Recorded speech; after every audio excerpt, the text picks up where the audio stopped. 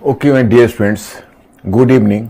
पहले I am extremely sorry कि कुछ technical I was myself waiting here और पिछले 15 मिनट से कुछ टेक्निकल प्रॉब्लम के कारण क्लास नहीं चल पा रहा था और हम लोग 15 मिनट लेट हो गए। So I am extremely sorry for that, क्योंकि बहुत कीमती टाइम है। 1 आवर 20 मिनट्स का हमारा टाइम मिलता है और हम उस टाइम को यूटिलाइज करते हैं, तो 15 मिनट हमारा चला गया। चलिए कोई बात नहीं, जो हमारे पास उपलब्ध टाइम है उसको हम लोग रचनात्मक उपयोग करने का प्रयास करते हैं। देखिए, अब हम इसको ऐसे स्टार्ट करते हैं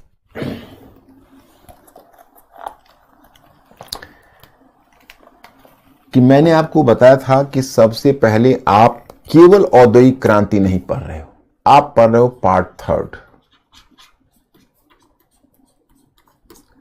और पार्ट 3 में हमने 4 सब टॉपिक रखे हुए हैं। एक सब टॉपिक हमारा है औद्योगिक क्रांति, जो आज हो जाएगा, अभी हो जाएगा। और फिर दूसरा सब टॉपिक होगा समाजवाद और मार्क्सवाद। तीसरा सब टॉपिक साम्राज्यवाद और चौथा सब टॉपिक फर्स्ट वर्ल्ड वॉर यानी प्रथम विश्व युद्ध। ये 4 हैं। और आप लोगों को जो मैंने एक प्रशिक्षण दिया है, आप लोग तो काफी समझदार हैं। अकेले सोशल साइंस में अकेले टॉपिक का कोई महत्व नहीं है। जैसे आप अकेला फ्रांस की क्रांति पढ़ते हो, या आप अगर मॉडर्न हिस्ट्री में या कोई भी विषय में जो सोशल साइंस का विषय उसमें अकेला टॉपिक पढ़ोगे तो आपको याद करना पड़ेगा। और यूपीएससी में जितना बड़ा पाठ्यक्रम या स्टेट सर्विसेज में भी जितना बड़ा पाठ्यक्रम आपको कवर करना पड़ता है, उसमें याद करके चीजों को नहीं रखी जा सकती है।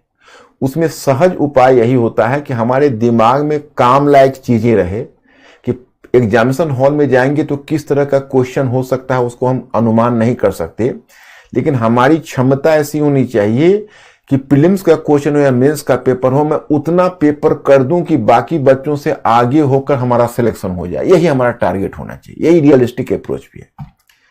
तो इसलिए हम जब आपको पढ़ाते हैं तो कभी सिंगल वन टॉपिक को नहीं लेते हैं, बल्कि इंटीग्रेटेड अप्रोच को लेते हैं। आप लोग मेरे इस मेथड को समझ रहे होंगे और इस मेथड को जितना जल्दी अपना लोगे उतना आपको फायदा हो जाएगा। जैसे वर्टिकल भी पढ़ना है, लेकिन वर्टिकल जनरल स्टडीज में से केवल हॉरिजेंटल अगर आपकी समझ हो उससे भी आपका काम चल जाएगा। तो खैर चलिए औद्योगिक क्रांति में फिनिश करता हूं। उससे पहले मैं आपको पहले एक क्वेश्चन दिया था कल, और वो क्वेश्चन आप लोगों ने किया होगा। Mister Ankur, where is question? हाँ, ब्रिटिश औद्योगिक क्रांति ने ब्रिटिश समाज एवं संस्कृति को बदल दिया, इस कथन पर टिप्पणी। ये तो स्ट्रेट क्वेश्चन है। और ब्रिटिश समाज और संस्कृति को बदल दिया, इस कथन पर टिप्पणी कीजिए। इसको आप लोगों ने डील किया है, इस क्वेश्चन को कवर किया है आप लोगों ने? बताइए।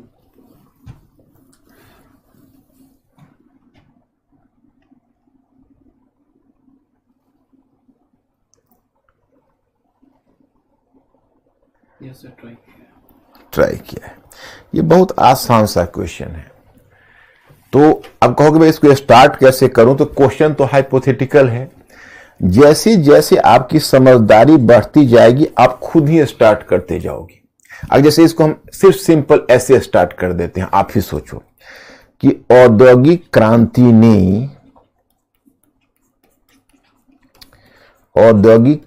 ने ब्रिटिश अर्थव्यवस्था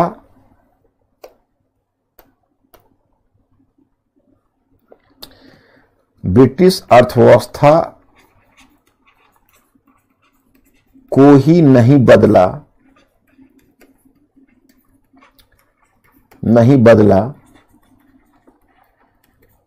बल्कि ब्रिटिश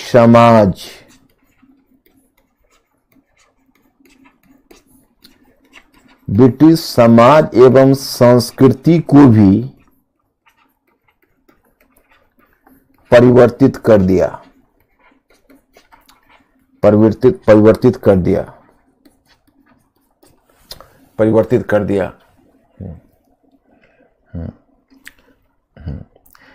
अब ये आपका इंट्रोडक्शन हो गया। बहुत आसान।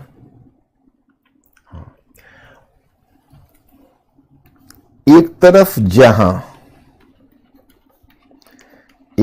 जहां इसने समाज एवं संस्कृति में गतिशीलता लाई, समाज एवं संस्कृति में गतिशीलता लाई, वहीं दूसरी तरफ कुछ नवीन चुनौतियों को भी जन्म दिया, नवीन चुनौतियों को भी जन्म दिया। अब ये हो गया आपका थीसिस लाइन। अब समझ सकते हो कि गतिशीलता एक पहलू है और नवीन चुनौतियों को जन्म दिया दूसरा पहलू है। जैसे देखिए, आप आज करिए, 15 डेज के बाद करिए, 20 डेज के बाद करिए, लेकिन मेरी बात को आप गांठ बांध लीजिए। जब आपका नॉलेज जब सूचना से समझ पर आ जाएगी तो बड़ी आसानी से आप क्वेश्चन सॉल्व कर देंगे। लेकिन अभी आपके लिए मुश्किल है थोड़ा सा। क्या मुश्किल है? मैं आपकी स्थिति को भली भांति समझ सकता हूं। अभी क्या है कि देखो, जैसे आप देखते हो कि मैं चुटपुट लिख देता हूं, तो आपको लगता होगा सर इतना चुटपुट लिख देते हैं, भाई हम लोग नहीं लिख पाते। नहीं, मन में ऐसा मत लाओ। तुम लोग अभी सिर्फ कुतर रहे हो, कुतरने के बाद चबाओगे, और चबाने के बाद बौद्धिक जुगाली करोगे, और बौद्धिक जुगाली करोगे तो फिर तुम्हारी समझ विकसित होगी, और तब क्वेश्चन को पढ़ोगे और अपनी एक भाषा डेवलप करनी होगी। कल मैंने सजेस्ट किया है कि आप लोग एक कॉपी परचेज करके उस पर लिख देंगे शब्दकोश और मुहावरे, और जो नए शब्द और नए मुहावरे आएंगे उसको उस कॉपी में नोट डाउन करेंगे। पहले आप बताइए कि आप लोगों ने अभी तक मेरे इस सलाह को माना है, उस सलाह का पालन किया है कि नहीं किया है। अंकुर, हमें इन्फॉर्म करिए इन लोगों के रिस्पॉन्स से कि हमारी सलाह को इन्होंने मानी है कि नहीं मानी।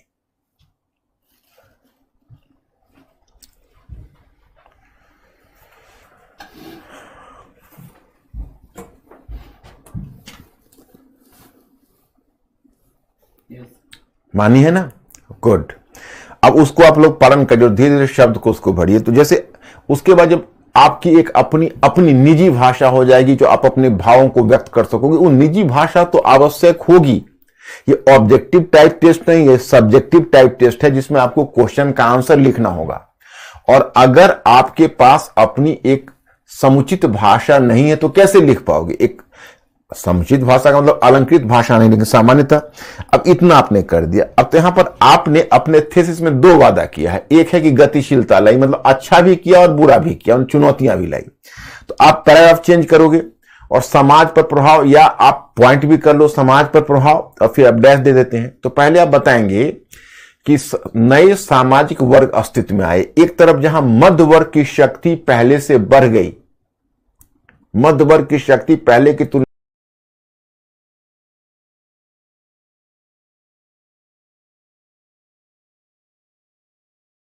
के द्वारा आगे के परिवर्तनों को प्रोत्साहन दिया गया है। लेकिन चुनौती यह थी कि सामाजिक विषमता बढ़ी, और विशेषकर औद्योगिक क्रांति के कारण मजदूरों की दशा खराब हुई। उन्हें अस्वास्थ्यकर स्थिति में रहना पड़ता था। और फिर वही थोड़ा बहुत उनके नकारात्मक पक्ष को लिख दीजिए, जिसमें जो नगरों में उनको कितने अस्वास्थ्यकर स्थिति में काम करना पड़ता था, उनके जीवन प्रत्याशा भी कम। उसी प्रकार संस्कृति में लिखो, एक तरफ औद्योगिक क्रांति ने नगरीय संस्कृति को प्रोत्साहन दिया और नए नगर स्थापित हुए, और लोगों के नगरीय जीवन ने समाज में नई प्रकार की गतिशीलता डाली। लेकिन दूसरी तरफ गांव उजड़ रहे थे। और फिर वही रोमांटिक पोएट चार्ल्स डिकेंस ये सब का उदाहरण देकर समाप्त कर दीजिए, हो गया। तो जैसे क्वेश्चन मिलेगा, आपकी खुद की समझ होगी, अपनी भाषा में लिख डालिए। और आप लोगों का माइंड अभी काफी स्ट्रांग है, आप लोगों की मेमोरी काफी अच्छी है। आप लोग जो करेंगे वो कोई नहीं कर सकता है, केवल अपने आप में कॉन्फिडेंस लाने की आवश्यकता है। आप लोगों के पास इमेंस पावर है, मेंटल पावर। आप जैसे आपका दिमाग कंप्यूटर हो सकता है, लेकिन उसके लिए आपको जैसे नियमित अगर आप इंटीग्रेटेड करके और तथ्यों को, तो बहुत सारे तथ्य आपको स्वाभाविक याद हो जाएंगे। अभी तो आपका यंग एज है, अभी तो आप जितनी चीजें याद रखना चाहोगे उतनी हो जाएगी, लेकिन अगर तरीका के हिसाब से चीजों को आप साथ करते हो। तो चलिए, ये हुआ। तो हम लोगों औद्योगिक क्रांति कवर कर रहे थे। तो पहले तो ब्रिटेन के बारे में मैंने बताया, फिर मैंने बताया कि वो औद्योगिक क्रांति कैसे वहां से संयुक्त अमेरिका में गई, जापान जर्मनी में गई, रूस में गई। अब हमें दिखाना है थोड़ा जापान।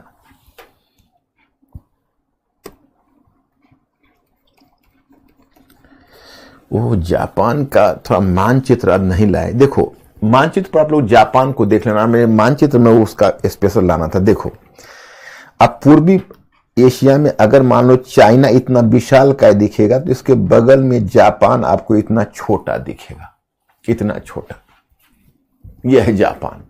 और ये जापान कैसे एक शक्तिशाली राष्ट्र के रूप में उभरा, इसकी कहानी है इसके जापान का औद्योगिकरण। तो मैं आपको बताऊं कि जापान औद्योगिकरण की दिशा में क्यों गया, उसकी कहानी बता रहा हूं। आप लोग मेरी कहानी थोड़ा मेंटली अलर्ट होकर सुनना, बहुत आसान है और बहुत इंटरेस्टिंग है। क्योंकि आज जो आप जापान को देखते हो तो लगता है कि जापान बेचारा बहुत इनऑफेंसिव है, बहुत जापानी लोग बहुत सहनशील हैं, उनको चाइनीज लोग सता रहे हैं, जापानी लोग तो बहुत अच्छे लोग हैं। हम जापानी लोगों को बुरे नहीं कहते हैं, लेकिन जापान ने जो उत्पात मचाया है इतिहास में, और खासकर आपको आश्चर्य होगा कि चीन जापान के हाथों जितना पीटा गया है, आप उसकी परिकल्पना नहीं कर सकते। जापान के हाथों चीन कितना पीटा जा चुका है, मतलब इतना तक कि जापान की धाक चीन पर इतनी है कि आज भी जब जापान अपनी सैनिक तैयारी शुरू करता है तो चीन थर्रा जाता है। चीन थर्रा जाता है जापान की सैनिक तैयारी से, क्योंकि जो जापान है वो अपने आप में बहुत उस समय चाइना को बहुत सता चुका था, वो पुरानी धाक है। अब देखो, कहानी जापान की ऐसे है कि संयुक्त राज्य अमेरिका से उसकी कहानी शुरू होती है। जैसे ग्लोब पर जाओगे तो अटलांटिक के ग्लोब पर आपने देखा होगा, ग्लोब तो गोल होता है पृथ्वी की तरह। तो आप यूरोप से जब संयुक्त राज्य अमेरिका की तरफ अटलांटिक महासागर पार करके जाते हो तो यूरोप के पश्चिम में संयुक्त राज्य अमेरिका है, तो संयुक्त राज्य अमेरिका के पूरब में अटलांटिक महासागर है, और संयुक्त राज्य अमेरिका के पश्चिम में प्रशांत महासागर है। तो अब होता ऐसे है कि जब आपको याद होगा कि जिस समय यूरोपीय शक्तियों ने संयुक्त राज्य अमेरिका के मामले में हस्तक्षेप करने, अमेरिकी महाद्वीप यानी लैटिन अमेरिका के मामले में हस्तक्षेप करने का प्रयत्न किया था, तो संयुक्त राज्य अमेरिका का प्रेसिडेंट मुनरो ने कैसा दहाड़ा था, आपको याद होगा कि कितनी बड़ी चेतावनी दी थी कि खबरदार, लैटिन अमेरिका संयुक्त राज्य अमेरिका का गलियारा है, और उसमें अगर कोई बाहरी शक्ति हस्तक्षेप करता है तो संयुक्त राज्य अमेरिका के आंतरिक मामले में हस्तक्षेप होगा।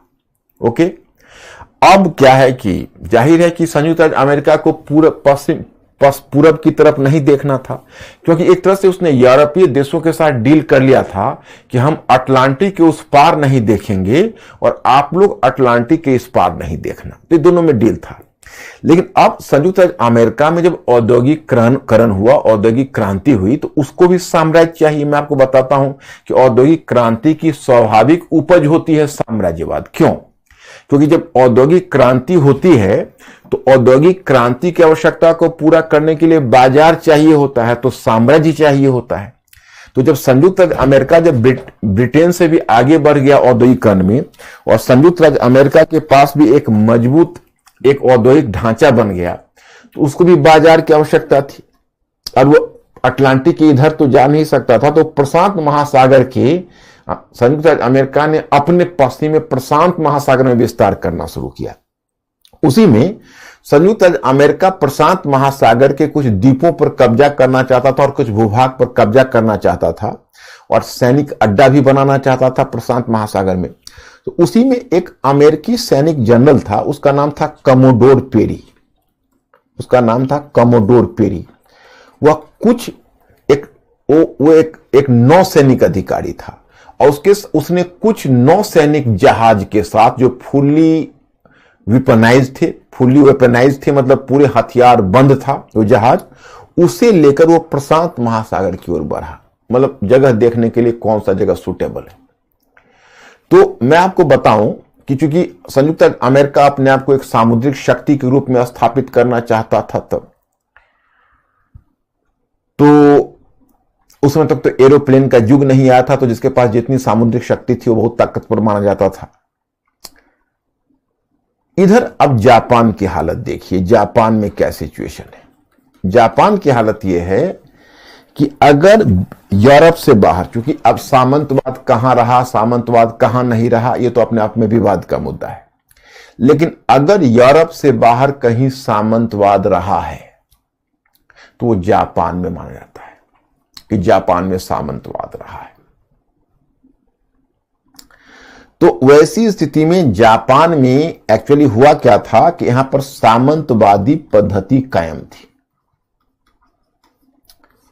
सामंतवादी पद्धति कायम थी। ओके, और सामंतवाद में राजा की स्थिति शक्तिशाली होती है, राजा की स्थिति कमजोर होती है। शक्तिशाली ए, कमजोर बी, मेरा कोड है। राजा की स्थिति शक्तिशाली होती है, राजा की स्थिति कमजोर होती है। शक्तिशाली ए, कमजोर बी। आप लोग अपना अपना तुरंत मिस्टर अंकुर को खबर कीजिए ताकि मुझे खबर मिले कि आप लोग शक्तिशाली ए और कमजोर बी, आप लोग ए में हो या बी में हो। जल्दी टाइप करिए।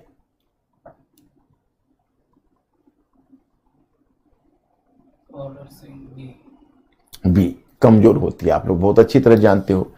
तो अब यहां जो किंग है जापान का, वो एक तरह से कमजोर हो चुका है, लेकिन उसके बारे में प्रचलित है कि किंग टोक्यो में है भी नहीं, उसको सामंतों ने एक तरह से उसको क्योटो में बैठा रखा है और किंग की कमजोर स्थिति है, लेकिन उसका बड़ा ही गौरवपूर्ण, मतलब उसका एक कह सकते हो ग्लोरीफाइड साइफर है। ग्लोरीफाइड साइफर का मतलब हुआ कि उसको पूरा ही गौरवपूर्ण ढंग से दर्शाया जा रहा है, लेकिन वह है एक कमजोर शासक।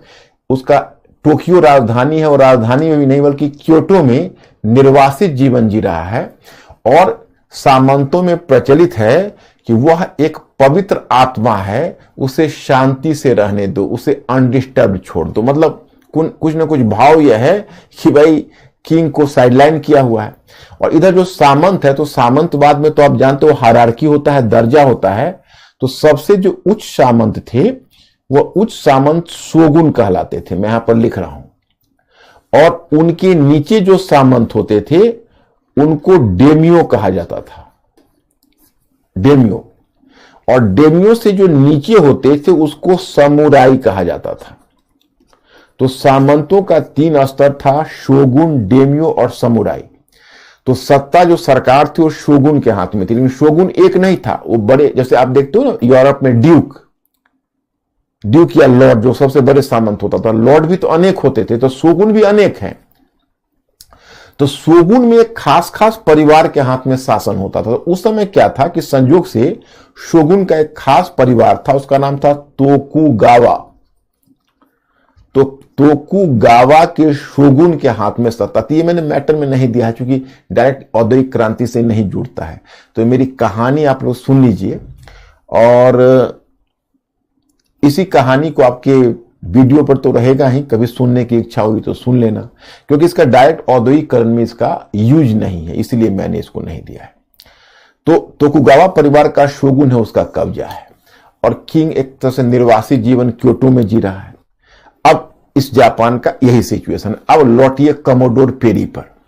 कमोडोर पेरी एक तरह से हथियार बंद जहाजों के साथ वह बढ़ा और बढ़ते हुए जब जापान के पास पहुंचा, तो एक बात मैं और भी बता दूं, जापान में सामंतों का शासन है, उसमें अभी तत्काल शोगुन जो शेष सामंत है उसमें तोकुगावा परिवार के शोगुन का शासन है। और इस सामंतवादी व्यवस्था में जापान ने शेष दुनिया से अपने को काट रखा है। शेष दुनिया से काट रखा है का मतलब है किसी विदेशी जहाज को जापान के बंदरगाह पर लंगर डालने का अधिकार नहीं था। अब कमोडोर पेरी जब जापान का साइट देखा तो उसको लगा कि भाई बहुत अच्छा है, जापान को अपना बेस बनाना चाहिए।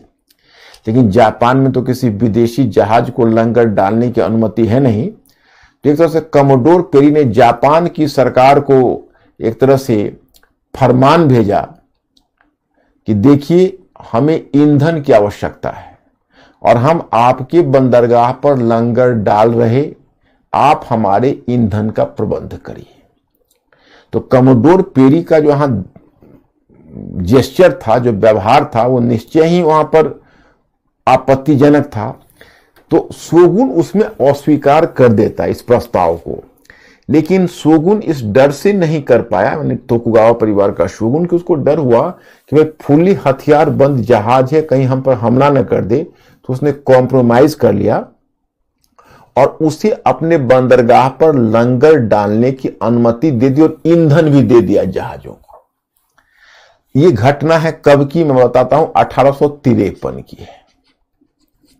1853 की है और ये जबरन कमोडोर पेरी ने जापान की सरकार से ईंधन प्राप्त कर लिया, लेकिन वह यह कहता हुआ निकला कि अगले वर्ष हम फिर आएंगे, और अगले वर्ष वह फुल्ली प्रिपेयर्ड होके आया जापान की कमोडोर पेरी, और जापान की सरकार पर दबाव डाला कि आप अपना बाजार खोलिए। और 1854 में, 1853 में तो पहली बार आया, सेकेंड टाइम जो 1854 में आया, तो उसने जापान की सरकार पर कानागावा की संधि थोप दी। उसने जापान की सरकार पर कानागावा की संधि थोप दी। माने कानागावा की संधि में क्या हुआ कि जापान की सरकार को अपना बाजार खोल देना है अमेरिकी वस्तुओं के लिए, अमेरिकी जहाजों के लिए अपना बंदरगाह खोल देना है। तो जिसी समय संयुक्त राज्य अमेरिका ने जापान से यह रियायत प्राप्त की, तो अन्य यूरोपीय देशों में भी रियायत प्राप्त करने की होड़ लग गई। वो सभी भी रियायत प्राप्त करने के लिए आपस में संघर्ष करने लगे और तीव्रता से आगे बढ़ने लगे। और फिर देखते देखते यूरोपीय शक्तियों ने, मतलब पश्चिमी शक्तियों ने जापान पर वर्चस्व स्थापित कर लिया। जापान की सरकार से विदेशी वस्तुओं पर चुंगी लगाने का अधिकार भी छीन लिया, और अब जापान की सरकार बिना विदेशी कंपनियों की अनुमति के चुंगी नहीं लगा सकते थे। इतना ही नहीं, वो इनके अंदर क्षेत्रातीत अधिकार भी प्राप्त कर लिए। अब आप कहेंगे कि ये क्षेत्रातीत अधिकार क्या होता है? तो क्षेत्रातीत अधिकार का मतलब है कि जिस देश में वो क्षेत्रातीत अधिकार प्राप्त कर लेते हैं, उस देश में उस देश के नागरिक उस क्षेत्र में नहीं जा सकते हैं बिना उस विदेशी शक्ति की अनुमति के। तो बताइए, जापान तो एक तरह से गुलाम बन गया। अब मैं स्टूडेंट्स, जब मैं आगे आपको थोड़ा चाइना के बारे में, चीन के बारे में बताऊंगा, तो बताऊंगा कि चीन की तो दुर्दशा और भी ज्यादा हो गई थी, क्योंकि मैं आपको अफीम युद्ध बताऊंगा, प्रथम अफीम युद्ध, द्वितीय अफीम युद्ध, और कैसे विदेशी शक्तियों ने चाइना पर कब्जा कर लिया और सामूहिक रूप से वो चीन को लूटने लगे और नारा देने लगे, चीनी खरबूजे को काटो। तो जो हश्र चीन का हुआ, वही हश्र इन्होंने जापान की करने की कोशिश की, जापान के साथ ही वही व्यवहार करने का प्रयत्न किया।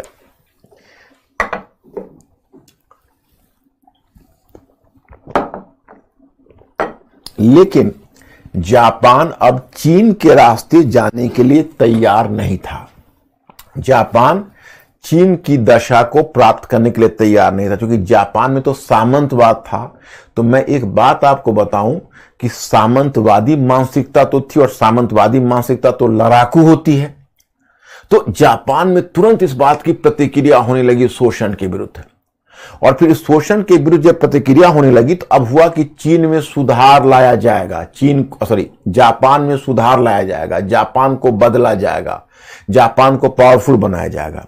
तो आपको मेरे मैटर में एक नाम मिला होगा, जिसको अगर आप लोगों ने गौर किया होगा, मेजी। आप लोगों को नाम मिला होगा मेजी पुनर्स्थापना। मेजी पुनर्स्थापना, मेजी पुनर्स्थापना। और मेजी पुनर्स्थापना की तिथि मिलेगी 1868। अब ये मेजी पुनर्स्थापना नाम से घबराना नहीं, मैं 1 मिनट में समझा देता हूं। देखो, जापान में जो शासक का काल होता था, आज भी होता है। आज भी जापान में एक शासक है, हालांकि प्रधानमंत्री पावरफुल है, but king is still here in Japan. तो हालांकि अब तो संविधान बदल चुका पहले से, लेकिन फिर भी। तो 1868 में क्या हुआ कि वो जो शासक था, जो क्योटो में जो किंग निर्वासित जीवन जी रहा था, उसको 1868 में लाकर और फिर टोक्यो की गद्दी पर स्थापित कर दिया गया। मतलब उसको निर्वासित जीवन समाप्त करके उसको फिर कुछ पावर देके और टोक्यो की गद्दी पर स्थापित कर दिया गया। तो इसको जापान के इतिहास में कहा जाता है मेजी पुनर्स्थापना। क्यों? क्योंकि देखो, जापान में जितने भी शासक होते थे उनके नाम पर एक युग का नाम होता था। तो संयोग से जिस समय उस समय जो शासक था, तो उसके काल का नाम था मेजी काल, उस शासक के नाम पर। तो मेजी काल चूंकि नाम था, तो उसी के आधार पर जो शासक को फिर उस गद्दी पर पुनर्स्थापना की गई, तो उसका नाम दे दिया गया मेजी पुनर्स्थापना। तो मेजी पुनर्स्थापना ऊपरी स्तर पर आप देखोगे तो आपको ऐसा प्रतीत होगा कि यह एक राजनीतिक आंदोलन था, लेकिन नहीं, यह राजनीतिक आंदोलन ही नहीं था, ये संवैधानिक आंदोलन भी था, आर्थिक आंदोलन भी था और सामाजिक आंदोलन भी था। क्योंकि एक तरफ जब मेजी को गद्दी पर बैठाया गया, तो फिर तय किया गया कि जापान का थॉरोली आधुनिकीकरण किया जाएगा, एक नया संविधान अपनाया गया, एक नई विधि व्यवस्था लाई गई जापान में, और जापान में सैनिक सुधार किए गए, जापान में आर्थिक सुधार किए गए, जापान में उद्योगों के विकास के लिए पृष्ठभूमि तैयार की गई। मतलब कुल मिलाकर यह माना गया कि यह मेजी पुनर्स्थापना का मतलब है जापान का आधुनिकीकरण। और आपको आश्चर्य होगा कि इसमें कोई मध्य वर्ग ने नहीं किया। मध्य वर्ग तो समझते ही हो, अब आप लोग काफी समझने लगे हो चीजों को। तो इसमें कोई मध्य वर्ग ने पहल नहीं की। वो जो पुराने सामंत और कुलीन थे जापान में, जिसको एक्स डेमियो या तो डेमियो लोग जो सामंत थे, उन्होंने ही पहल की और उन्होंने ही सारे सुधार के लिए पहल की। तो ये जो हो रहा था, ये कहीं ना कहीं कुलीन और सामंतों के अधीन ही हो रहा था। लेकिन तो मतलब ये जो तय किया गया कि जापान का आधुनिकीकरण किया जाएगा, ताकि वो आधुनिकीकरण स्वतंत्र नहीं है। आधुनिकीकरण का उद्देश्य है जापान को एक शक्तिशाली राष्ट्र बनाना, ताकि जापान पश्चिमी देशों को चुनौती दे सके। जापान को शक्तिशाली बनाना ताकि वो पाश्चात्य साम्राज्यवादियों को चुनौती दे सके। और इसका मतलब है माय स्टूडेंट्स, जिसको तुम जापान का आधुनिकीकरण कहते हो, सॉरी जापान का औद्योगिकरण कहते हो, वो जापान का औद्योगिकरण उस आधुनिकीकरण का हिस्सा है। जापान का औद्योगिकरण उस आधुनिकीकरण का हिस्सा है जिसका उद्देश्य है जापान को एक शक्तिशाली राष्ट्र बनाना, ताकि वह पाश्चात्य शक्तियों को चुनौती दे सके। इसलिए जापान का औद्योगिकरण स्वतंत्र नहीं है, एक व्यापक उद्देश्य से प्रेरित है। तो अब हम औद्योगिकरण की विशेषता बताएंगे, लेकिन उसकी पृष्ठभूमि में इतनी बातें समझाना मैंने आवश्यक समझा। तो आप लोग थोड़ा सा हमें अब ये बताइए, रिस्पॉन्स दीजिए कि आप लोग समझ गए या कहीं कोई कठिनाई है।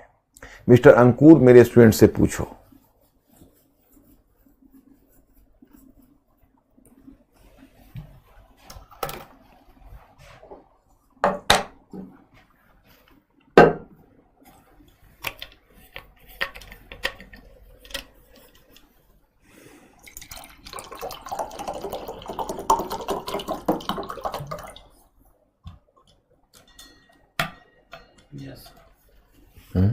और क्या?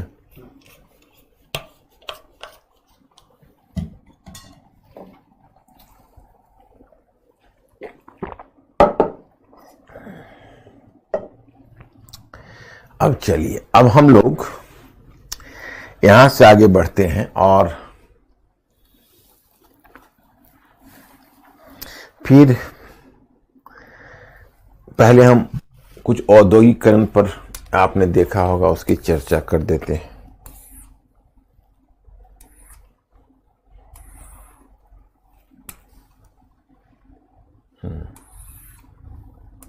जापान का औद्योगिकरण। जापान के औद्योगिकरण में पहले मैंने बताया कि जापान ने औद्योगिकरण का एक पृथक मॉडल तैयार किया। इसका कारण था औद्योगिकरण के मध्य जापान के द्वारा पृथक चुनौतियों का सामना किया जाना। वहां पर इसने एक पृथक चुनौती का सामना किया था। चुनौतियां क्या थी? जापान पश्चिमी साम्राज्यवाद का शिकार था। इसने चुंगी लगाकर अपने उद्योगों को संरक्षण देने का अधिकार भी खो दिया था। अतः चुनौती यह थी कि अपने नव स्थापित उद्योगों का संरक्षण किस प्रकार किया जाए।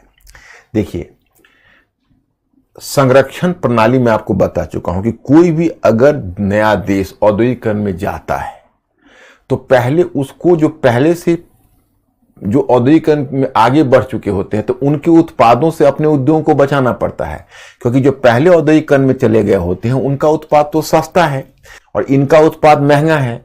तो अगर ये अपने उद्योगों को संरक्षण नहीं देंगे, संरक्षण कैसे दिया जाता है कल बताया कि जैसे अगर उनका उत्पाद 20% सस्ता है तो हम उस पर 40% चुंगी लगा देंगे तो हमारा उत्पाद 20% उनसे ज्यादा सस्ता हो जाएगा।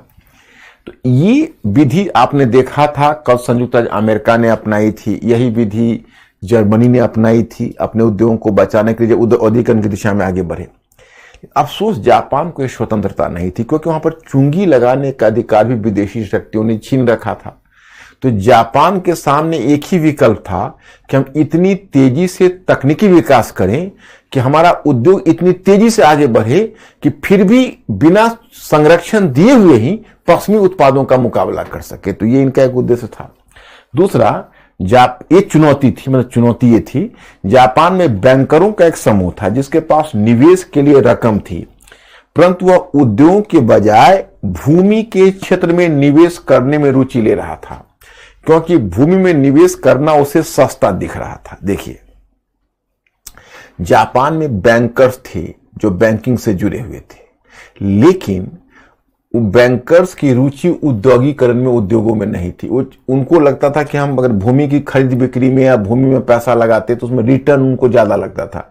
उद्योगों में लगता था कि आज पूंजी लगाएंगे, 10 वर्षों के बाद उत्पादन होगा तो हमारा पैसा फंस जाएगा। तो वहां पर उनको महसूस करते थे कि हमारा पैसा फंस जाएगा, तो इसीलिए उनको औद्योगिकरण की तरफ विशेष ध्यान नहीं था। फिर तीसरा मैंने दिया कि औद्योगिकरण के क्षेत्र में जापान की रणनीति क्या थी। अब रणनीति इनका देखिए, इनकी क्या रणनीति है। तो 1868 की मेजी पुनर्स्थापना के पश्चात जापान ने अपनी प्रशासनिक संरचना, विधि व्यवस्था, सरकार के स्वरूप में यथासंभव संशोधन लाया, जिसे जापान के आधुनिकीकरण को बल मिले। वही जो मेजी पुनर्स्थापना और आधुनिकीकरण मैंने आपको बताया। जापान ने औद्योगिकरण के अमेरिकी मॉडल के एक महत्वपूर्ण पहलू प्राथमिक शिक्षा के विकास की ओर ध्यान दिया। जैसे आपने देखा संयुक्त राज्य अमेरिका ने प्राथमिक शिक्षा को बढ़ाया था औद्योगिकरण में, आपने देखा जर्मनी ने भी लाया था और जापान ने भी कोशिश की। लेकिन यहां पर एक बात और भी आपको बताई गई है कि प्राथमिक शिक्षा के विकास की रणनीति को अपनाया, परंतु उस मॉडल के विपरीत सस्ते श्रम की स्थिति को देखते हुए उसने सूती वस्त्र उद्योग, रेशमी वस्त्र उद्योग जैसे उपभोक्ता संबंधी उद्योगों की स्थापना पर बल दिया था। लेकिन आपको यह भी बताया जा रहा है कि देखिए कि औद्योगिकरण में अमेरिकी मॉडल की महत्वपूर्ण पहली प्राथमिक शिक्षा के विकास की रणनीति को तो अपनाया, परंतु उस मॉडल के विपरीत सस्ते श्रम की स्थिति को देखते हुए उसने सूती वस्त्र उद्योग, रेशमी वस्त्र उद्योग जैसे उपभोक्ता संबंधी उद्योगों को भी जैसे प्राथमिक शिक्षा को अपनाया। और साथ ही देखा जापान में कि भाई अमेरिका में तो श्रम महंगा था तो उनको तकनीकी पर ज्यादा बल दिया। इनको था कि भाई हमारी श्रम सस्ता है तो उसका फायदा उठाएं, और सूती वस्त्र, रेशमी वस्त्र, इसमें क्योंकि ये सब जो होते हैं वो लेबर इंटेंसिव होते हैं। दो तरह के उद्योग होते हैं, एक होता है कैपिटल इंटेंसिव, इसमें बेहतर तकनीकी और बेहतर कैपिटल चाहिए, और दूसरा होता है लेबर इंटेंसिव। लेबर इंटेंसिव में फायदा है कि अगर आपका लेबर चीप है तो आप दूसरे की वस्तुओं को बीट कर दोगे। तो इसने तेजी से वही सस्ते श्रम का फायदा उठाते हुए रेशमी वस्त्र उद्योग और उपभोक्ता संबंधी उद्योग की स्थापना पर बल दिया। फिर जापान ने यातायात और संचार व्यवस्था के विकास के क्रम में रेलवे और फिर मोटर वाहन उद्योग आदि पर भी बल दिया था। रेलवे और मोटर वाहन, और चूंकि जापान को आरंभ में चुंगी के माध्यम से अपने उद्योगों को संरक्षण देने की स्वतंत्रता नहीं थी 1911 से पहले, बदले उसने उद्योगों को सब्सिडी देकर उसकी क्षतिपूर्ति करनी चाहिए। अब देखो, अब चुंगी से आप अपने उद्योगों को नहीं बचा सकते। जैसे मैं उदाहरण बताता हूं, जैसे आपके उत्पादक हैं, जब वो बाजार में माल लेकर आते हैं तो पता चलता है कि ब्रिटेन का जो प्रोडक्ट है वो सस्ता मिल रहा है, तो आपके उत्पादक के प्रोडक्ट नहीं बिक रहे और ब्रिटिश प्रोडक्ट 20% सस्ता मिल रहा, तो लोग उसके प्रोडक्ट को खरीदेंगे। ओके, तो आप एक उपाय है कि ब्रिटेन की वस्तु पर चुंगी लगा दोगे 40%, तो ब्रिटेन की वस्तु में 20% महंगा हो जाएगा। ये स्वतंत्रता जापान को नहीं थी। तो एक रास्ता तो था, मेंटली अलर्ट हो जाओ, क्या रास्ता होगा? अगर हमारी सरकार हमारे उत्पादकों को सब्सिडी मतलब उनको सब्सिडी दे दे पैसा, कि भाई ठीक है आप इतना पैसा रखो, आप अपने प्रोडक्ट को सस्ते दाम पर बेचो। तो अगर सरकार उनके उत्पादन खर्च में को वहन कर ले, उसमें कुछ लागत में कुछ हिस्सा दे दे सब्सिडी के रूप में, तब तो अपने प्रोडक्ट को सस्ते बेच सकते हैं। तब आप बिना किसी बाहरी वस्तु पर चुंगी लगाए हुए भी अपने उत्पाद को बढ़ा सकते हो। तो जापान की सरकार इस बात को अच्छी तरह जानती थी कि हमें वो जरूरत तो है नहीं, तो ऐसा करते हैं कि हम सब्सिडी ही दे देते हैं। अगर सब्सिडी दे देंगे तो हमारा काम पूरा हो जाएगा। तो ये इसका कहना था। अब देखिए, अब विशेषताएं जापान के औद्योगिकरण की क्या थी? मुख्य रूप से विशेषताएं आप समझ लीजिए, बाकी तो चीज वैसे ही।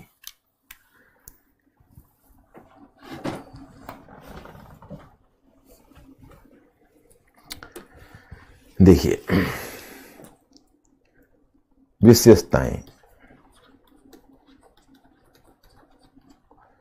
विशेषताएं ये हुई कि जैसे जापान में जो बैंकर्स, उनके पास पैसे तो हैं परंतु उद्योगों में लगाने के लिए तैयार नहीं है। तो जब वे उद्योगों में लगाने के लिए तैयार नहीं, तो उपाय क्या है? उपाय यह है कि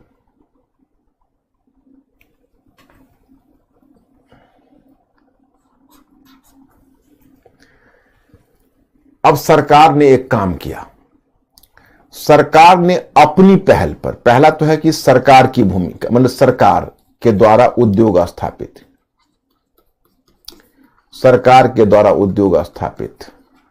मतलब सरकार ने पहल करके उद्योग स्थापना में सरकार स्वयं आगे आई और सरकार ने स्वयं अपने प्रयास से उद्योग स्थापित किए। वहां तक तो ठीक है, लेकिन सरकार ने स्वयं उद्योग चलाए नहीं। जैसे रूस में आपने देखा कि सरकार औद्योगिकरण में निवेश की तो उद्योग चला भी रही थी, इसने उद्योग चलाए नहीं।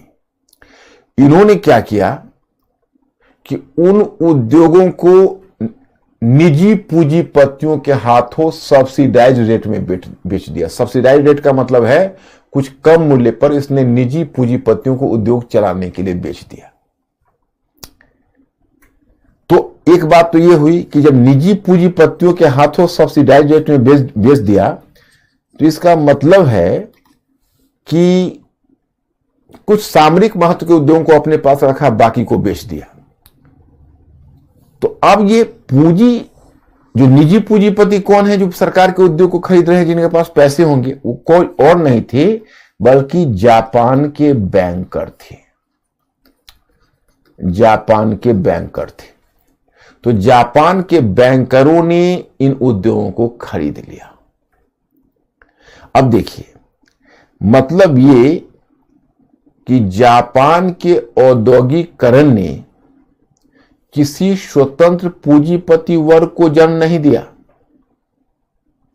जापान के औद्योगिकरण ने किसी स्वतंत्र पूंजीपति वर्ग को जन्म नहीं दिया,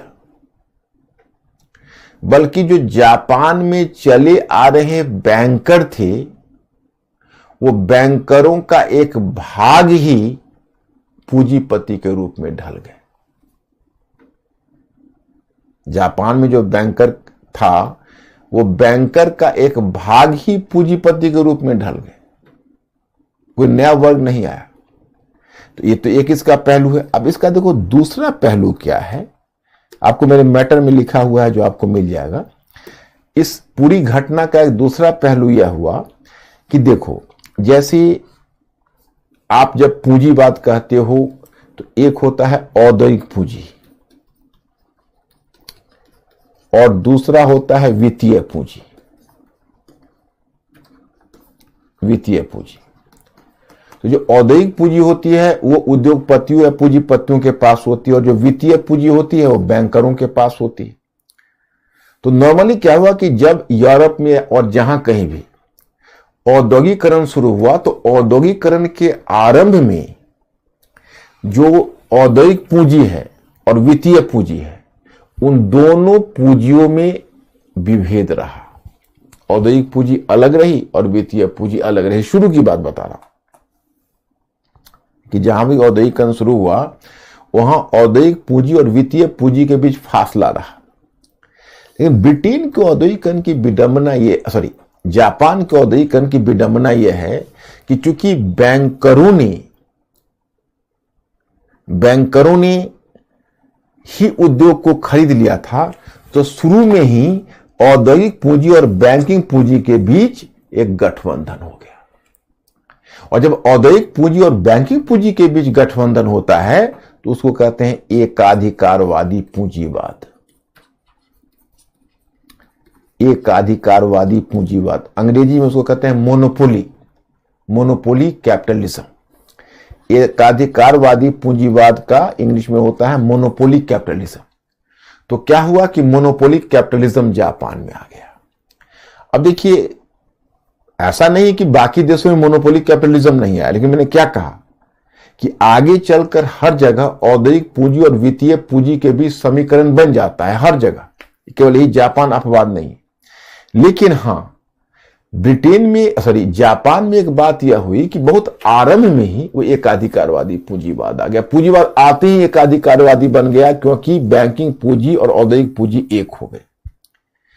आप अगर इकोनॉमिक्स पढ़ोगे तो आप देखोगे कि जैसे हमारे यहां पहले बैंक का राष्ट्रीयकरण किया गया था, इसीलिए कि कुछ बैंक जो है वो कहीं ना कहीं एक सोशल दायित्व को भी पूरा करे। फिर जब प्राइवेटाइजेशन की बात हुई तो प्राइवेट सेक्टर के लिए बैंक खोला गया। तो फिर बात हुई कि कॉर्पोरेट सेक्टर के लिए बैंक को खोला गया, और इस दिशा में कुछ प्रगति भी हुई थी। पीछे कांग्रेस गवर्नमेंट थी, उसने भी इस दिशा में कुछ काम किया था, ये गवर्नमेंट भी कुछ काम कर रही है। तो आप देखोगे न्यूज़पेपर में हमेशा ये आर्टिकल्स आते रहते हैं कि क्या कॉर्पोरेट सेक्टर का मतलब औद्योगिक क्षेत्र जो है, जो बड़े बड़े पूंजीपति हैं इंडिया के, उनको बैंकिंग का कंट्रोल देना ठीक है, क्योंकि जब बैंकिंग और दोनों का कंट्रोल हो जाएगा तो और मोनोपोली कैपिटलिज्म हो जाएगा। इधर आपने देखा कि अदानी वाला विवाद वैसे ही शुरू हो गया, और जब अगर एक पूंजीपति के पास पता चला कि अंबानी और अदानी के पास भारत के चुने हुए बैंक भी हैं, तब तो और भी एकाधिकारवादी पूंजीवाद की बात हो जाएगी। तो जापान में ये एकाधिकारवादी पूंजीवाद आ गई बहुत आरंभ में। वैसे तो बैंकर्स के बहुत सारे परिवार थे, लेकिन एक बैंकर का परिवार था, उसको कहते थे ज़ायासु परिवार। ये सबसे बड़ा परिवार था, मैंने सबसे बड़ा बैंकर था ज़ायासु परिवार। और वो ज़ायासु परिवार के पास 34% कुल बैंकिंग कैपिटल का 34% अकेला ज़ायासु परिवार के पास था। इसमें 4 परिवार शामिल थे, जिसमें यशुदा, सुमिटोमी, मित्सुई और मित्सुबिशी अब आप देखते हैं कंपनी भी है, इंडस्ट्री। तो ये 4 मिलकर ज़ायासु परिवार कहलाते थे। इनके पास 34% बैंकिंग पूंजी की थी, इन्होंने उद्योगों पर भी कब्जा कर लिया। तो हो गया एकाधिकारवादी पूंजीवाद। तो आपके मन में एक सवाल खड़ा होगा कि एकाधिकारवादी पूंजीवाद से होता क्या है? होता है, देखो मैं बताता हूं। एकाधिकारवादी पूंजीवाद या जो मोनोपोली कैपिटलिज्म होता है, उसका सबसे बड़ी हानि होती है कि वो सरकार पर ही प्रभाव कायम कर लेती है और सरकारी नीति को दिशा देने लगती है, सरकारी नीति को प्रभावित करने लगती है। मतलब एक तरह से उसका मोनोपोली हो जाता है उस कंट्री में। तो इस तरह से जो जापानीज पूंजीपति थे, चूंकि जापान तो एक छोटा सा कंट्री था, उसका घरेलू मार्केट भी सीमित था और औद्योगिकरण में जापान काफी आगे बढ़ चुका था। तो अब जापान के पूंजीपति थे, वो जापान की सरकार पर निरंतर दबाव डाल रहे थे कि आप हमें नए नए बाजार की ओर ले चलिए, वी नीड अ मार्केट, हमें मार्केट दीजिए, मार्केट खोज कर लाइए। तो अब जापान की सरकार, जैसे जापान का जो औद्योगिकरण है, वो जापान का औद्योगिकरण की विशेषता यह है कि जापान का औद्योगिकरण नेचुरली, जो जापान का औद्योगिकरण है वह सैन्यवाद की ओर चला गया। जापान का औद्योगिकरण सैन्यवाद की ओर चला गया, मिलिट्रिज्म की तरफ चला गया। चाहे उद्योगपतियों को मार्केट चाहिए था और मोनोपोली उनका था, सरकार पर दबाव डाला।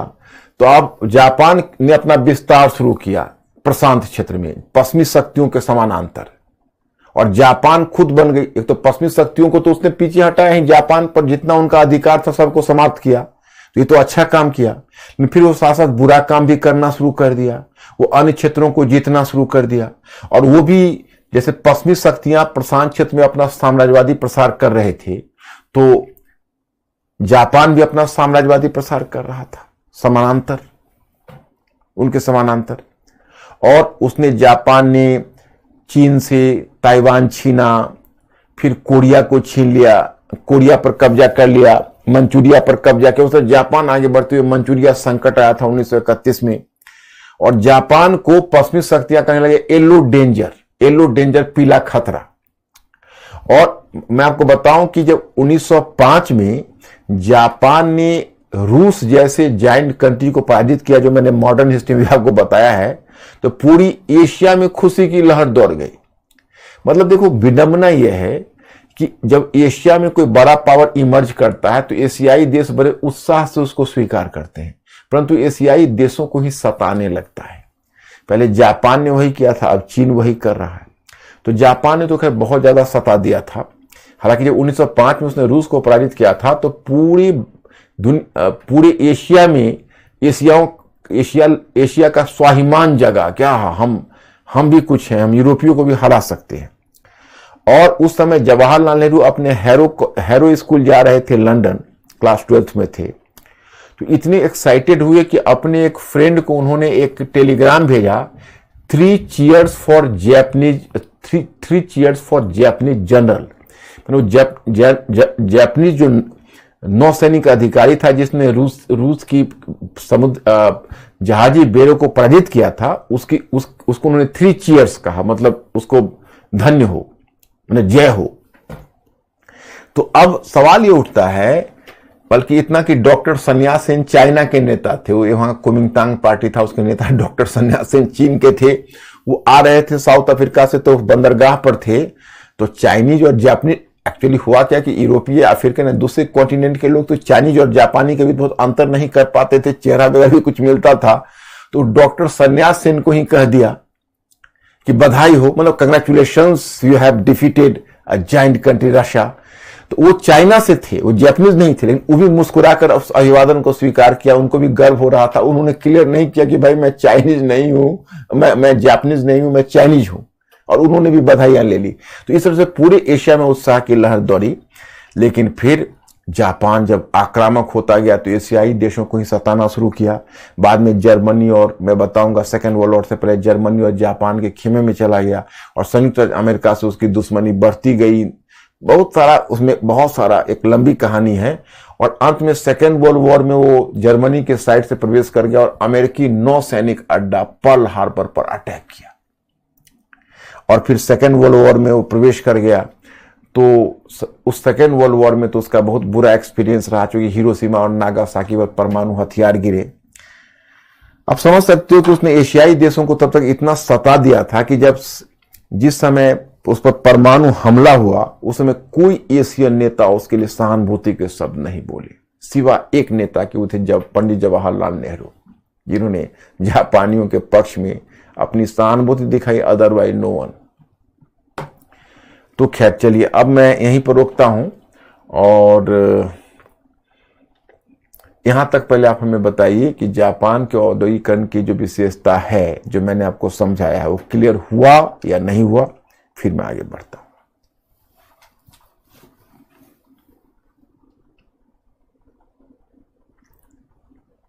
Yes or no? Mr. Ankur inform. Please my students be fast.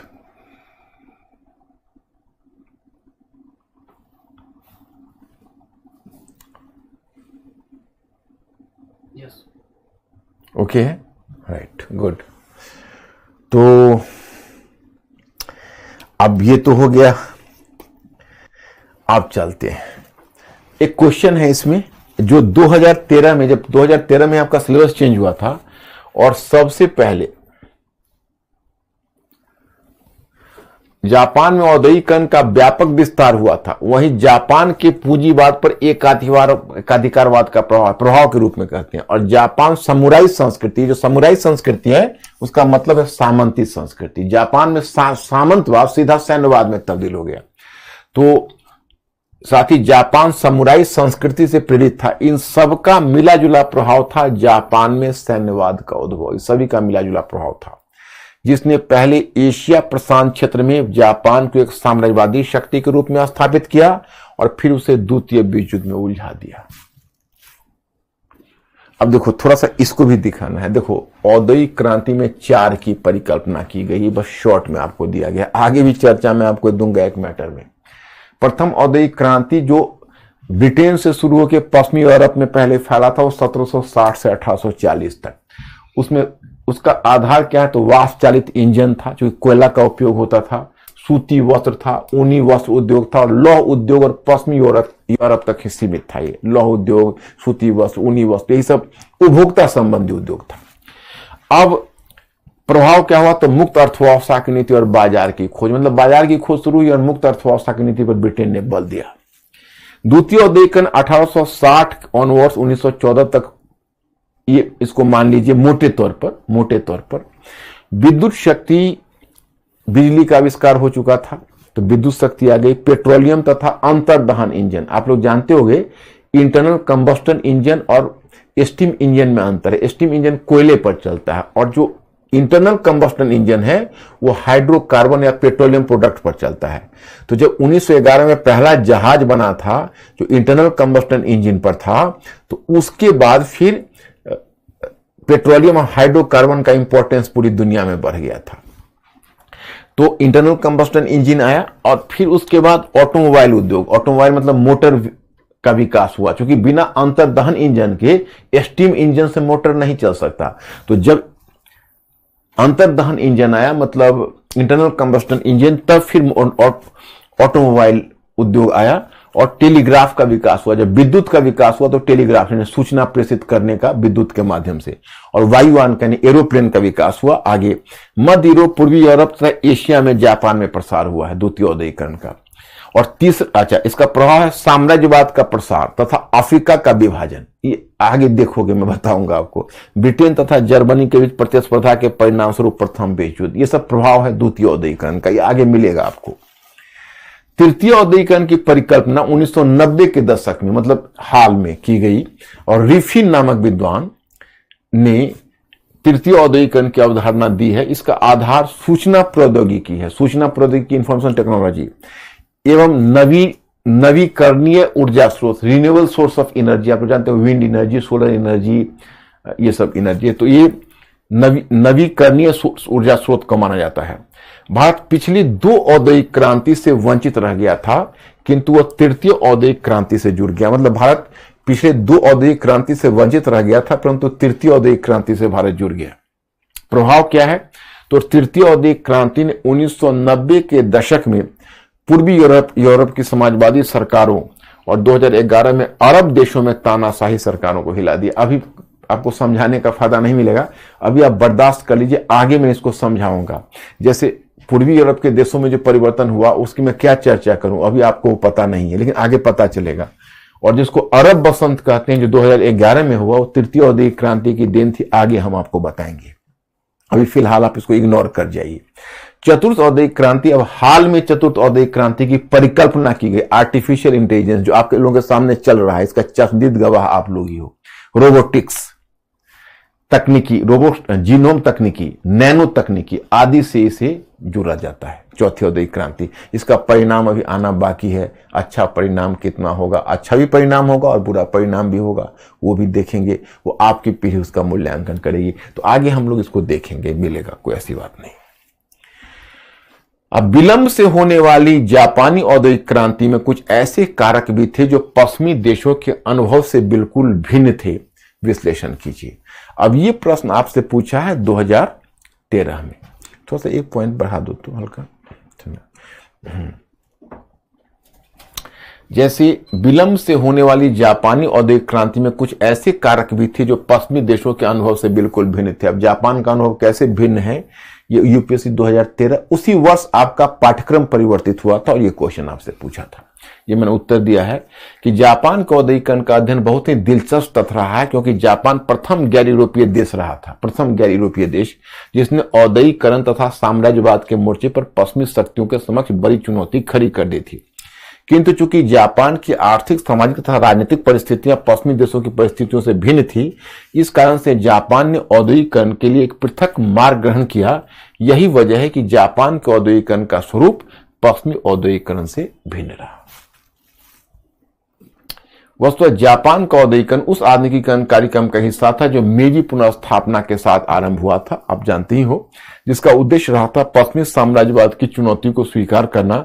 फिर जापान को औद्योगिकरण के लिए पूंजीगत और भारी उद्योगों की स्थापना आवश्यक थी। राज्य के द्वारा पहले इस क्षेत्र में निजी पूंजी को आकर्षित किया गया, किंतु जब निजी निवेशकों ने इसमें रुचि नहीं दिखाई तो फिर सरकार के द्वारा स्वयं बड़ी एवं भारी उद्योगों की स्थापना की गई तथा फिर इन उद्योगों में केवल सामरिक महत्व के उद्योगों को छोड़कर अन्य उद्योगों को सब्सिडी देकर निजी पूंजीपतियों के हाथों बेच दिया गया। इसके निम्नलिखित परिणाम सामने आए। प्रथम, जापान के औद्योगिकरण ने किसी नए वर्ग को जन्म नहीं दिया, अपितु बैंकरों का एक वर्ग ही उद्योगों को खरीदकर उद्योगपतियों के रूप में ढल गए। दूसरी जापान के आरंभ में ही पूंजीवाद एकाधिकारवाद के चरण में पहुंच गया। उसी प्रकार जापान का आधुनिकीकरण तथा औद्योगिकरण कार्यक्रम मध्य वर्ग के अंतर्गत नहीं अपितु सामंतों के एक वर्ग के अंतर्गत क्रियान्वित किया गया। इसके अतिरिक्त चूंकि जापान का घरेलू बाजार छोटा था, इसलिए जापान के उद्योगों को आरंभ से ही बाह्य बाजार पर निर्भरता रही। उपयुक्त सभी कारकों ने जापान में सैन्यवादी एवं साम्राज्यवादी प्रवृत्तियों को प्रोत्साहन दिया। इसका दूरगामी परिणाम था पर्ल हार्बर पर जापानी आक्रमण तथा द्वितीय विश्व युद्ध में जापान की भागीदारी। अंततः इसकी परिणति हिरोशिमा और नागासाकी में हुई। इस प्रकार हम देखते हैं कि जापान का औद्योगिकरण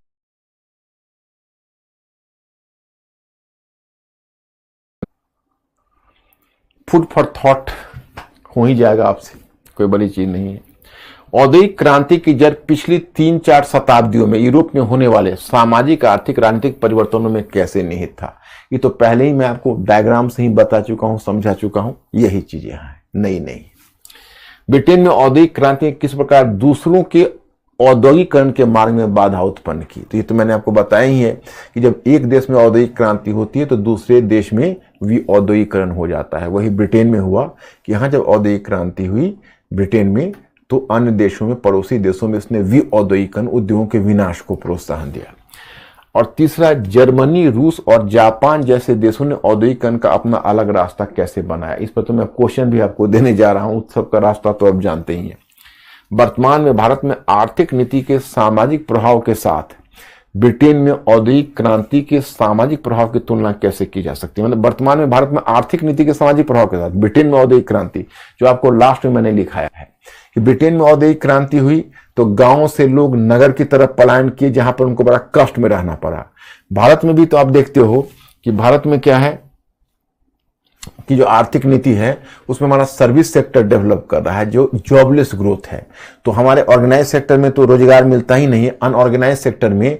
और गांव में क्या होता है कि चूंकि आपको WTO के द्वारा जो नई कृषि नीति आरंभ की गई, उसमें इंसेक्टिसाइड महंगा हो गया, केमिकल फर्टिलाइजर महंगा हो गया, बीज महंगा हो गया, तो किसानों की लागत बढ़ गई और मुनाफा कम हो गया। क्योंकि अंतर्राष्ट्रीय बाजार से प्रतिस्पर्धा होती है तो मुनाफा कम हो गया।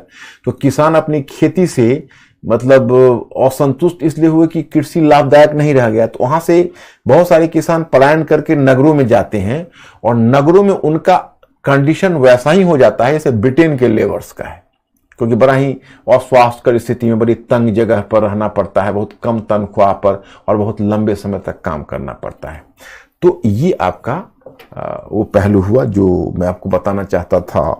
और अब जापान के औद्योगिकरण के अपने मॉडल के साथ किस प्रकार प्रयोग किया और एशियाई महाद्वीप पर इसका क्या प्रभाव पड़ा। तो जापान का औद्योगिकरण ये आप आगे देखोगे, इसमें कोई ऐसी बात नहीं, ये किस प्रकार का प्रयोग किया और एशियाई महाद्वीप पर इसका क्या प्रभाव पड़ा। तो एशियाई महाद्वीप को जो लूटा है, खसोटा है, वो आगे आपको मिलेगा, तो इसलिए यहां उसका उत्तर नहीं मिल पाएगा। अब तक जितना पढ़ाया है आगे मिल जाएगा आपको। तो यही आपका फूड फॉर थॉट, इसमें कोई नई चीज नहीं। अब ये टॉपिक तो हो गया, एक क्वेश्चन में डाल देता हूं और तरीका बता देता हूं, आप उसको आराम से लिख देना। मैंने क्या कहा कि प्रेसी राइटिंग अगर लाइफ में किया होगा कभी, तो बड़ा को छोटा कैसे करते हैं, छोटा को बड़ा कैसे करते हैं, ये बहुत नेचुरल होता है। तो बड़ा नेचुरल तरीके से आप उसको कर सकते हैं। हाँ। ब्रिटेन से बाहर औद्योगिकरण ने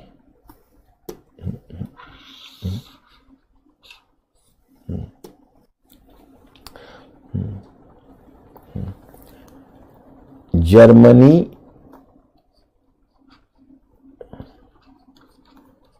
रूस एवं जापान के औद्योगिकरण का अनुभव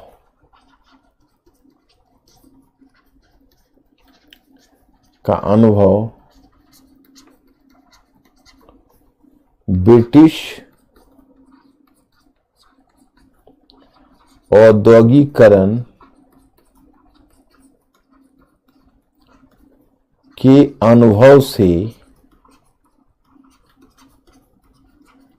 के अनुभव से पृथक था। इस कथन पर टिप्पणी कीजिए।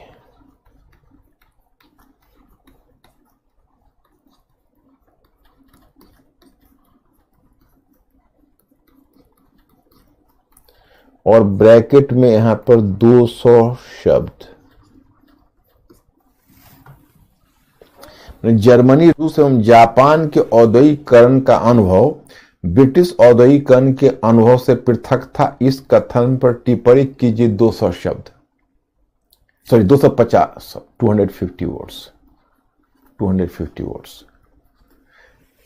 देखो, इसमें थोड़ा थोड़ा सबका फीचर्स लिख डालना, लेकिन ब्रिटेन के बारे में भी लिखना कि ब्रिटिश औद्योगिकरण का जो अनुभव है निजी पूंजी पर आधारित था, उपभोक्ता संबंधी उद्योगों पर आधारित था। मतलब इसमें निजी पूंजीपतियों ने बढ़ चढ़कर भूमिका निभाई, यह अनियोजित था, इसमें कोई सुनियोजित योजना नहीं थी। लेकिन जब एक देश में औद्योगिकरण होता है तो दूसरे देश में भी औद्योगिकरण को जन्म देता है। तो अन्य देशों ने जो औद्योगिकरण को मॉडल को अपनाया वो ब्रिटेन से पीछे चल रहे थे और बाद में अपनाया, तो उन्होंने अपने अपने तरीके से औद्योगिकरण को बढ़ाया। तो जर्मनी में फ्रेडरिक लिस्ट का मॉडल दे दोगे थोड़ा सा, और रूस में गेर्सिन क्रॉन मॉडल बता दोगे, और जापान ने कैसे मतलब सरकार ने उद्योगों को निजी पूंजीपतियों के हाथों बेच दिया और एकाधिकारवादी पूंजीवाद आया, तो उन सब के बारे में। अब पहले अंकुर पूछो, लोग ट्राई करेंगे? आप लोग ट्राई करोगे, इसको हो जाएगा? कॉन्फिडेंस है? जल्दी, बी फास्ट।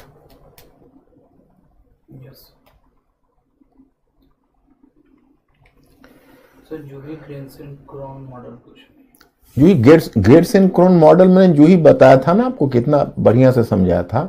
गेर्सिन क्रॉन मॉडल आप मैटर में भी लिखा हुआ है, मैं जब आपको पढ़ाता हूं तो आप जैसे कोई चीज अगर आपको ऐसा मिस होता है, तो इसलिए मैंने स्टडीज अध्ययन सामग्री में उसी मतलब पैटर्न पर देता हूं।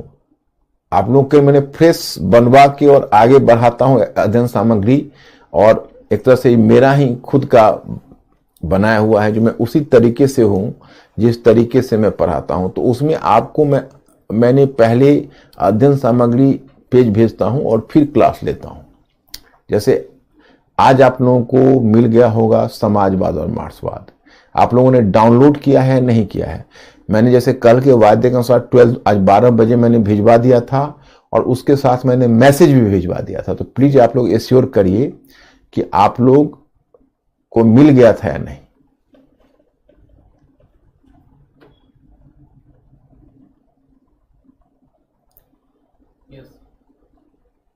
मिल गया था? तो आप लोगों ने कुछ पढ़ा है या नहीं? थोड़ा सा पढ़ा है?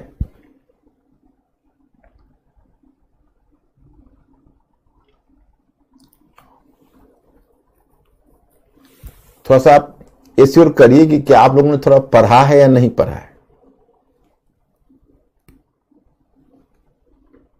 कहने पढ़ा है, कुछ कहने नहीं पढ़ा है। नहीं पढ़ा है, कल पढ़ के आना है। कल किसी का नहीं पढ़ा है नहीं चलेगा। अब देखो, मैं इतना इसलिए मैं एडवांस में भेजता हूं कि एक बार थोड़ा सा देखना। गेर्सन क्रॉन मॉडल क्या है बताता हूं। देखो, जो ही आपका क्वेश्चन बता रहा हूं। गेर्सन क्रॉन मॉडल ये कहता है कि जो औद्योगिकरण में, जैसे जो औद्योगिकरण में बाद में आता है, मतलब जो औद्योगिकरण की दिशा में बाद में कदम रखता है, उसके लिए आवश्यक नहीं है कि वह पहले जो औद्योगिक देश है, जो फर्स्ट इंडस्ट्रियलाइज कंट्री है, उसके मेथड को फॉलो करे। उसके मेथड को फॉलो करेगा तो वो फेल कर जाएगा। उसको अपना रास्ता स्वयं तैयार करना है, अपना रास्ता स्वयं बनाना है। फिर गेर्सन क्रॉन यह भी कहता है कि जो औद्योगिकरण में बाद में आता है, तो उसकी क्षतिपूर्ति करने के लिए सरकार को सक्रिय कदम उठाना चाहिए और सरकार को औद्योगिकरण के लिए सक्रिय प्रयास करना चाहिए। और जब सरकार एक बार औद्योगिकरण को आरंभ कर देगा, फिर सरकार पीछे हट जाएगी और औद्योगिकरण खुद चलता रहेगा। सरकार को एक मेजर बूस्टर का काम उस औद्योगिकरण में करना है, तभी औद्योगिकरण आगे बढ़ेगा। जो ही समझ गए हो गया, यही है गेर्सन क्रॉन मॉडल। अब देखो, आज तो क्लास ही लेट हो गया था और टाइम भी हो गया है। समाजवाद मार्क्सवाद का टॉपिक है, समाजवाद क्या है। और अब आज स्टार्ट करना बेमानी है, फायदा नहीं है। 9:21 तो अभी ही हो गया, तो आज मैं यही स्थगित करता हूं। आप लोग पूरी समाजवाद पहले पढ़ लेना, आरंभिक समाजवादी चिंतक पढ़ लेना और लुई ब्लांक तक, और फिर आरंभिक समाजवादियों का योगदान और सीमाएं भी पढ़ लेना, और कार्ल मार्क्स का भी थोड़ा सा पढ़ लेना। थोड़ा सा मैं कार्ल मार्क्स का भी ये पहलू बताऊंगा और देखते हैं कल कितना हो जाता है। उपयुक्त डायग्राम निर्देशित करता है, यहां तक तो आप लोग पढ़ लेना, यहां तक पढ़ लेना आप। कार्ल मार्क्स का क्लास इन इंग्लैंड, यहां तक आप पढ़ लेना। बस 2 पार्ट में बांट के करेंगे हम लोग, कल और परसों। हमने कल परसों तो है ही नहीं, फिर मंडे, तो कल इतना लेंगे। ठीक है, आज मैं ही रुकता हूं my students. Thank you very much and good night. I will see you tomorrow. कल आते हैं।